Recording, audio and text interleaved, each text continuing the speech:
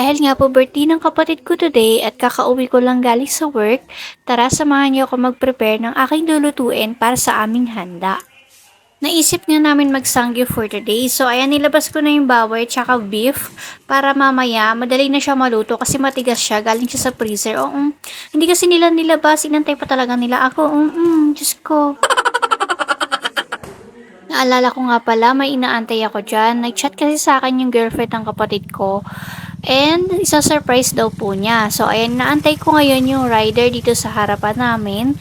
Kasi dala niya yung pan-surprise sa aking kapatid. Sakto nga ding paglabas ko, dumating na rin yung Grab driver. So, ayan, pipicturean daw muna niya yung dala niya kasi daw for proof daw. Natitensa ata si kuya, nalaglag pa yung cellphone. Diyos ko naman. Diyos ko kuya, ako lang to. Ano ka ba? Ayan, nakuha ko na yung cake dyan and sabi ni kuya, teka lang kasi meron pa daw. So, sorry naman kuya, akala ko tapos na. Ayan, hindi man lang ako nag-thank you dyan. Kapal talaga ng mukha ng ate ninyo, di na nahiya. Uy, wag kayong nag-thank you ako, no? Tara, tago muna natin to. Ayan, simulan na nga po pala natin magluto. Ayan, yung ginawa ko, nagsalang na ako ng tubig. Antayin lang natin siyang kumulo at isasalang na natin later yung pasta.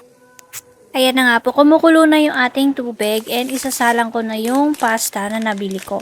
Yung binili ko nga pala is fettuccine, yung pang carbonara. And yes, magka-carbonara tayo for today's video. Ayan, ilubog lang natin siya sa tubig and halu-haluin lang natin siya para hindi siya magdikit-dikit. And antayin na lang din natin siya hanggang sa lumambot yung ating pasta. Habang inaantay ko ngang lumambot yung ating pasta, ayan, nagisa na ako dito sa kabilang kaserola ng ating pang sauce. So, ayan, meron na diyang ingredients na sibuyas, bawang, and syempre yung ating ham and bacon. Gisahin lang natin siya ng kaunti and saka natin ilalagay yung ating cream. Habang naghihintay nga po ako dyan, ayan, binuksan ko na yung ating cream na ilalagay dun sa ating sauce. Dahil okay na yung ginigisa natin, ayan, kinuha ko muna yung ebuff. Yun, inuna ko siyang ilagay dun sa ating ginisang bacon and ham. Ayan, halu-haluin lang natin siya ng kaunti. After nga natin mamekos-mekos yung ebuff, ayan, naglagay na ako dito ng paminta at saka syempre yung asin. Yung asin konti lang yung nilagay ko dyan, tatansyahin na lang natin siya sa lasa. Ayan, imekos-mekos na natin and after nyan, ilagay na natin yung ating cream. So ayan, ilalahat ko yung 4 na cream na binili ko para mas creamy yung ating sauce. After nating malagay lahat ng cream, ayan, imekos-mekos ulit natin lahat ng ingredients dyan. And mas gusto kasi ng kapatid ko yung creamy yung sauce. Ayan, kaya medyo dinamihan ko talaga yung cream. And antayin na lang natin mag-thick yung consistency niya. And simulan na rin natin yung isa pa nating lulutuin, yung ating pang sangyup. So dito na ako magluluto sa kalan para mas mabilis siyang maluto. Ayan, kung makikita ninyo, kumukulo na siya and medyo thick na yung consistency niya. Ayan, okay na yung ating sauce, kaya titikman naman natin siya. Siyempre masarap yan, ako nagluto eh. Sinasabi ko sa'yo, pag ako nagluto, makakalimutan mo yung pangalan mo. Ayan, una ko nga palang sinalang yung pork kasi hindi sila mahilig sa maanghang. Yung pork kasi is hindi maanghang and then yung beef, yun yung maanghang. And ayan, antayin na lang natin siyang maluto. Ito na po yung ating pork na luto na and then sinalang ko na din yung beef. So, hinihiwalay ko talaga siya kasi maanghang nga siya. And then, sineseparate ko din siya ng lalagyan. Dalawa lang kasi kami ng kapatid ko mahilig sa maanghang. Kaya yan, yung isang yan is ubus namin yan. Sabi ko sa'yo, taob yan. And finally, naluto na yung ating mga food. So, ito siya. Papakita ko sa inyo. Siyempre, bumili din ako ng ice cream. And ito yung cake na regalo ng girlfriend niya. And then, siyempre, yung chocolate cake.